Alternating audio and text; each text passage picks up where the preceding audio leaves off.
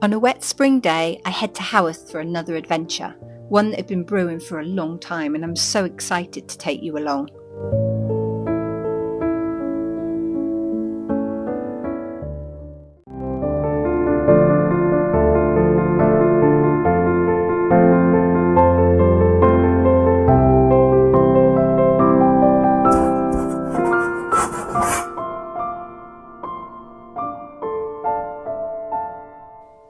Can you guess where I am? I'm heading down. Spin around so you can see. Heading down the cobbles. See you in a minute.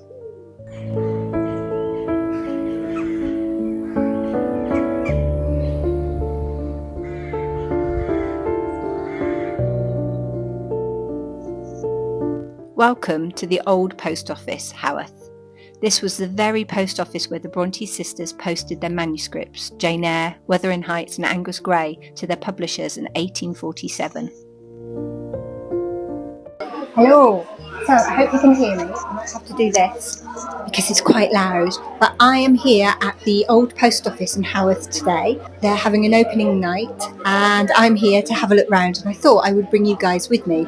It's going to be really difficult to talk much, so I'll do lots of filming and I'll do any chatting a bit later on, but it's amazing. Over the years, the building has been an ironmonger's, tinner's, hardware shop, haberdasher's and dress shop, and most recently a gift shop. From the time of the Brontës until 2022, it's been owned by the same family, the Hartleys.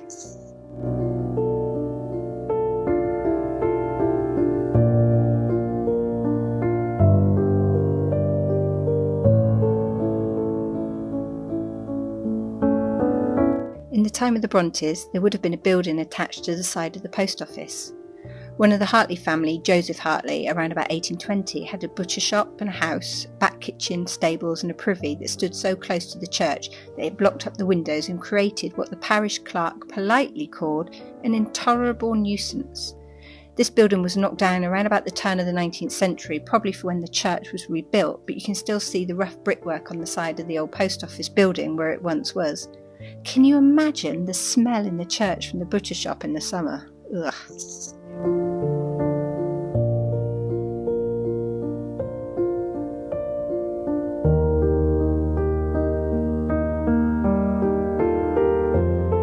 In 2022, the building was in a rather sorry state and was sold to locals Mark and Charlie. They also own the Hawthorne restaurant down in Main Street, who have spent the last 2 years slowly restoring, rebuilding and renovating. So much needed doing. The whole roof had to be repaired, the basement lined and dug out, and every room on the 4 floors had work done to make it what it is now.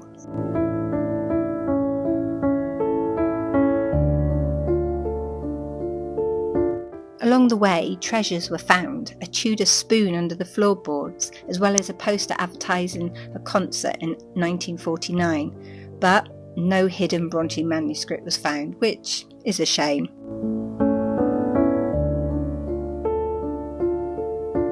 One of the things I love the most is the counter. This is the original counter from its time as a post office, and the sisters would have stood in front of it with their letters and parcels over the years. It stood in the front room of the building all its life and wouldn't fit through any of the doors to get it out, even if they wanted to. It's had a few knocks and scratches and some very interesting paint choices over the years. But the best bit is this drawer.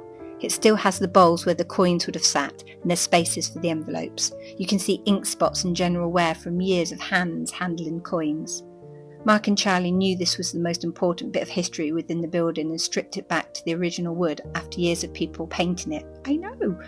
And it's now looking as if it would have done in the time of the Brontës when they would have entered the door all those years ago. Over the 2 years of renovation, a few things were discovered about the building. For instance, the back of the building is older than the front, and the large wooden back door that looks like it could stop an army in its tracks would have had a stable-style door there instead. There are hinge holes in the stonework to show 2 at the top and 2 at the bottom. A well was discovered in the backyard, which mustn't have been very healthy in its day, what with the graveyard being so close.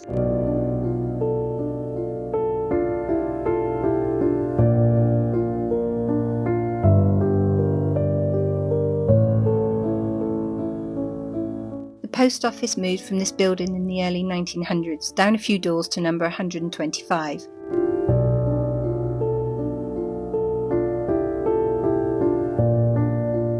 The building is now saved and finally recognised for its part in the making of the Brontë Sisters' literary success. It has been awarded a blue plaque, which is now on display. It's been wonderful to watch the work going on, and the building is now ready to enter into its new chapter and has become a cafe.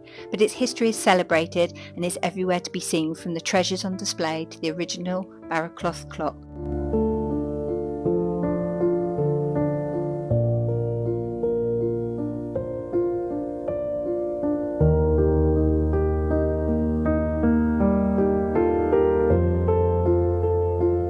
The view from Mark and Charlie's private office is down Church Street towards the parsonage, and it's said that Bramwell has even slept in this very room. I was hoping I might see a candle flame at an upstairs window of the parsonage, maybe Emily telling Bramwell it's safe to come home, that everyone was asleep.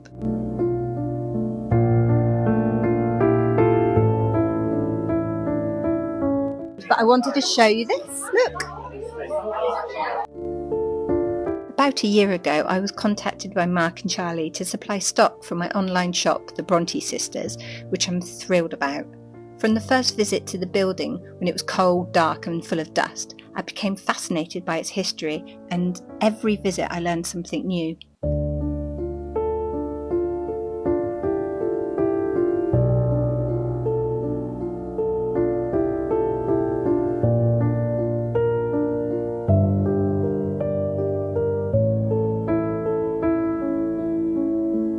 It's ever so busy, there are so many people here, but it's a brilliant night. If you can see behind me, there's lots of drinking, lots of happy people.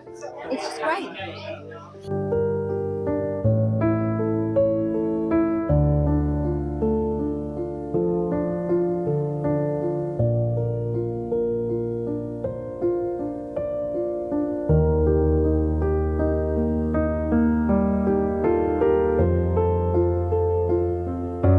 It's obvious from the first day I met them how much passion they have for this old place, and it's clear to see how much blood, sweat and tears, plus money, has gone into making it so very special.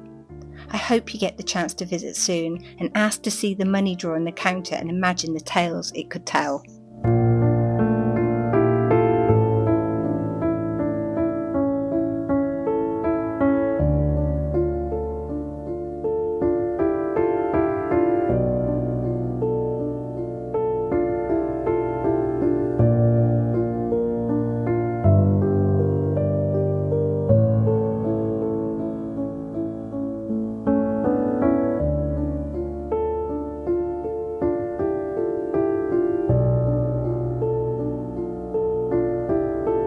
Thank you for watching, and thank you to Mark and Charlie at the old post office Haworth for letting me be part of your adventure. If you want to find out more, I've put some details in the description below.